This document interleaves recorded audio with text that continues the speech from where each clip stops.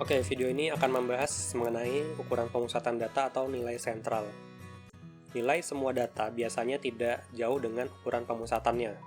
Ukuran ini dapat disebut juga ukuran lokasi, yaitu nilai yang menggambarkan ciri atau nilai umum dari suatu kelompok pengamatan.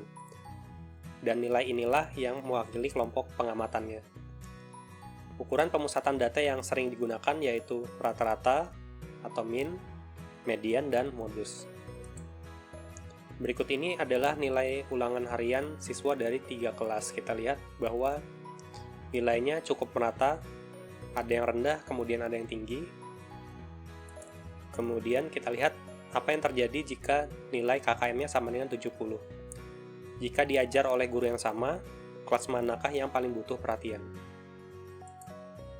Kemudian ini adalah statistika deskriptif untuk ketiga kelas.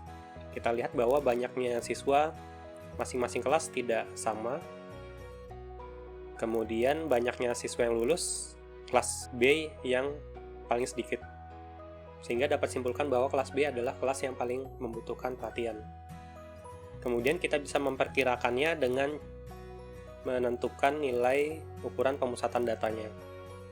Oke, untuk ketiga kelas ini nilainya cukup merata dan distribusinya cukup hampir mirip ya. Kita lihat untuk mediannya, kelas B dan kelas C cukup seimbang, nilainya sama-sama rendah. Kemudian untuk modus, kita perhatikan untuk kelas A, nilai dengan frekuensi terbanyak adalah 94, dan tentu ini akan mempengaruhi nilai rata-ratanya. Kemudian dari rata-rata, kelas B adalah nilai yang paling rendah. Sehingga berdasarkan ukuran pemusatan data ini, kita bisa memperkirakan bahwa kelas B adalah kelas yang paling membutuhkan perhatian. Adapun fungsi nilai sentral ada dua. Yang pertama yaitu mengetahui keadaan suatu kelompok atau kelas pengamatan sehingga diperoleh gambaran ringkas mengenai kelompok tersebut. Misalkan kita ingin mengetahui keadaan dari kelas B. Kita bisa mengamatinya dengan menentukan ukuran pemusatan datanya. Kemudian kita bandingkan dengan suatu nilai standar.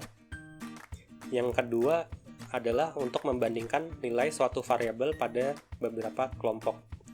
Seperti yang saya contohkan tadi, kita telah membandingkan antara kelas A, kelas B, dan kelas C, kelas manakah yang paling membutuhkan perhatian. Oke, ukuran pemusatan data yang pertama adalah rata-rata atau rataan aritmatika, disebut juga rataan hitung atau rataan saja.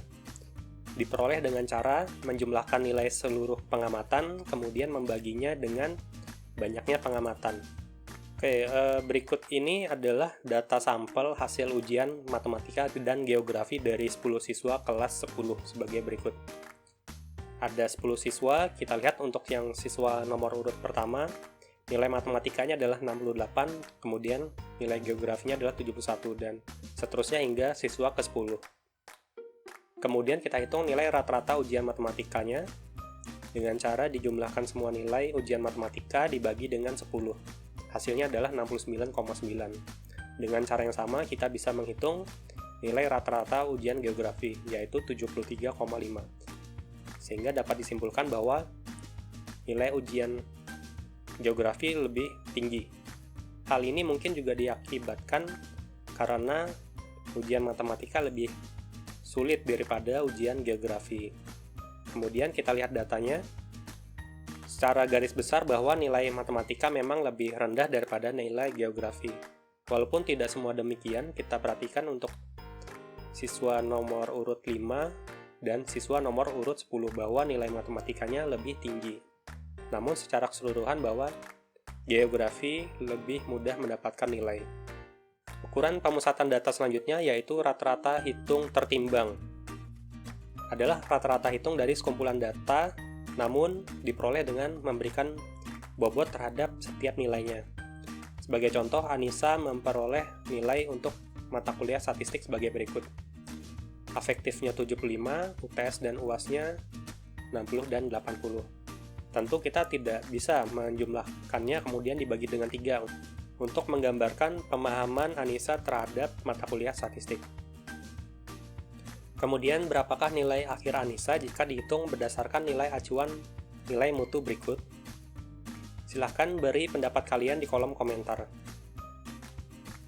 Kemudian, misal berikut rincian mata kuliah dengan SKS dan angka mutu Anissa. Hitunglah indeks prestasi dan IPK Anissa. Kita lihat di sini ada 5 mata kuliah dari 2 semester.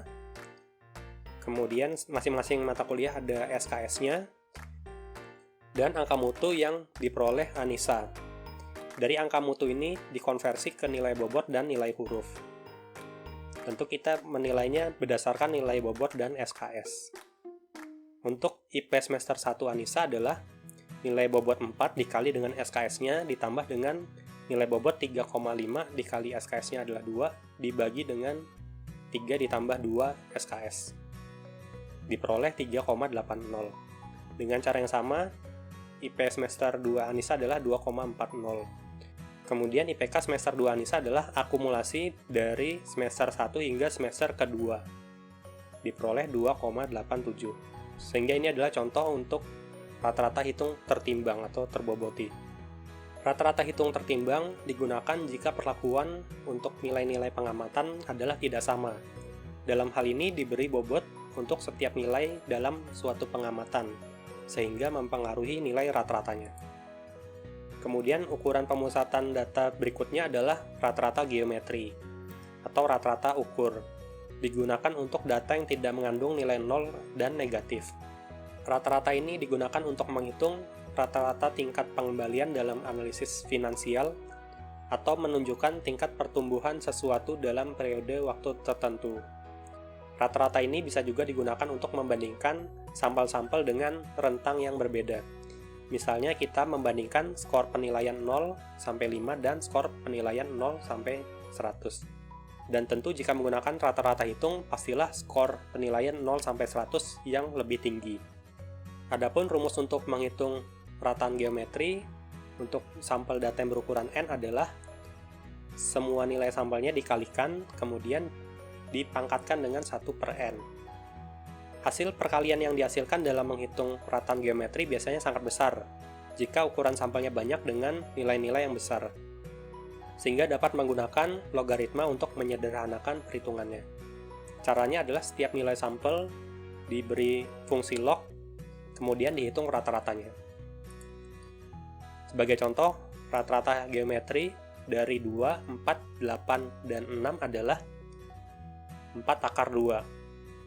Kemudian jika menggunakan logaritma hasilnya pun sama. Sehingga ini membuktikan bahwa dengan menggunakan logaritma pun hasilnya sama.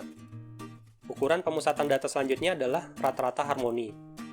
Adalah teknik perhitungan rata-rata yang baik digunakan jika ada beberapa data pencilan.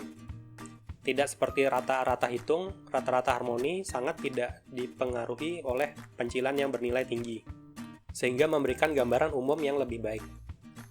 Caranya adalah banyaknya sampel dibagi dengan penjumlahan 1 per masing-masing sampel. Contohnya, misalkan datanya adalah 20, 30, 40, dan 50, maka rataan harmoniknya adalah 31,17, dan ini cukup dekat untuk semua sampelnya. Kemudian hubungan antara rata-rata harmoni, geometri, dan aritmatika adalah sebagai berikut. Jika semua sampelnya bernilai positif, maka minimum dari nilai sampel kurang dari sama dengan rataan harmoni, kurang dari sama dengan rataan geometri, dan kurang dari sama dengan rataan aritmatika. Kemudian kurang dari sama dengan maksimum dari sampelnya. Selanjutnya, misal diberikan sampel nilai ujian suatu mata pelajaran sebagai berikut. Ada 7 sampel dengan 2 nilai yang cukup tinggi. Jika nilai ukuran kelulusannya adalah 60, apakah kelas ini dapat dikatakan lulus? Berapa nilai yang tepat untuk mewakili kelas ini? Jika menggunakan min, hasilnya adalah 61, dan ini tidak menggambarkan kelasnya. Kemudian untuk rataan geometri kurang tepat karena rataan geometri lebih baik ketika membandingkan 2 sampel dengan rentang yang berbeda. Dan yang lebih tepat daripada min dan rataan geometri adalah rataan harmonik, yaitu 54. Namun untuk menghitung rataan harmonik biasanya cukup rumit, dan alternatifnya adalah median. Sehingga untuk kondisi tertentu, nilai median lebih tepat digunakan sebagai ukuran pemusatan data. Kemudian perhatikan kembali data sampel hasil ujian matematika dan geografi berikut ini. Nilai ujian matematika diurutkan dari yang terendah hingga yang tertinggi dan sekaligus diberi frekuensi. Tentu hal ini cukup membantu untuk menentukan nilai median dan modus. Karena banyaknya siswa adalah 10, maka nilai median untuk ujian matematika adalah rata-rata dari siswa ke-5 dan siswa ke-6 yang telah diurut. Dengan demikian, median matematika adalah 69,5. Dengan cara yang sama, diperoleh nilai median untuk geografi adalah 71. Berdasarkan nilai median bahwa nilai geografi lebih tinggi daripada nilai untuk ujian matematika. Rumus dalam menentukan median adalah sebagai berikut. K dikurang 1 dibagi dengan N kurang 1 sama dengan 0,5. 0,5 ini artinya setengah dari sampel. Untuk N sama dengan 10, maka K sama dengan 5,5. Yang berarti nilai median terletak pada data ke 5,5. Dengan menggunakan interpolasi, maka nilai mediannya adalah rata-rata dari data ke-5 dan data ke-6. Cara lain, kita bisa menggunakan rumus sebagai berikut. K sama dengan 2 dikali N ditambah 1 per 4. 2 ini artinya berada di kuartil kedua. Selanjutnya, perhatikan dua kelas berikut. Ada kelas A dan kelas B. Jika KKM-nya sama dengan 70, kelas manakah yang lebih baik? Tentu secara visual kita bisa melihat bahwa kelas B lebih baik daripada kelas A. Walaupun di kelas A ada 3 siswa dengan nilai yang cukup tinggi. Dan tentu ini akan mempengaruhi nilai rata-ratanya. Kemudian berikut adalah statistika deskriptifnya. Kelas B nilai rata-ratanya lebih rendah daripada kelas A. Namun untuk mediannya, kelas B yang lebih tinggi. Hal ini bisa dibuktikan dengan menghitung banyaknya siswa yang lulus. Seperti rata-rata harmoni, nilai median tidak dipengaruhi oleh data pencilan. Selanjutnya adalah modus. Perhatikan kembali hasil ujian 10 siswa sebagai berikut. Pertama, urutkan datanya. Hal ini juga untuk memudahkan dalam penentuan median. Lalu hitung frekuensinya. Karena nilai 68 dan 71 pada ujian matematika masing-masing memiliki frekuensi tertinggi yang sama banyak, maka modus untuk nilai ujian matematika 68 dan 71. Hal ini disebut juga bimodus. Sementara untuk nilai ujian geografi, frekuensi terbanyaknya berasal dari nilai 71, sehingga modus untuk ujian geografi adalah 71. Modus memberikan gambaran mengenai konsistensi nilai dari data yang ada. Semakin besar frekuensi modus, maka semakin konsisten data yang ada. Perhatikan dua kelas berikut. Jika nilai KKM sama dengan 70, kelas manakah yang lebih baik? Kita perhatikan untuk dua kelas ini, ada beberapa penilaian yang cukup konsisten. Untuk rata-rata, nilai B memang lebih rendah, namun untuk nilai modus, kelas B yang lebih tinggi. Hal ini dikarenakan nilai 72 merupakan nilai dengan frekuensi tertinggi di kelas B. Dan nilai 72 ini lebih menarik untuk dijadikan ukuran pemusatan data. Selain untuk data kuantitatif, modus sering digunakan untuk data kualitatif, yaitu berupa nominal atau ordinal. Berikut ini warna favorit siswa dari suatu sekolah. Kemudian kita bisa menentukan modusnya. Tentu nilai modus yang terpilih adalah warna yang favorit. Oke, selanjutnya kita akan belajar mengenai ukuran penyebaran data atau dispersi.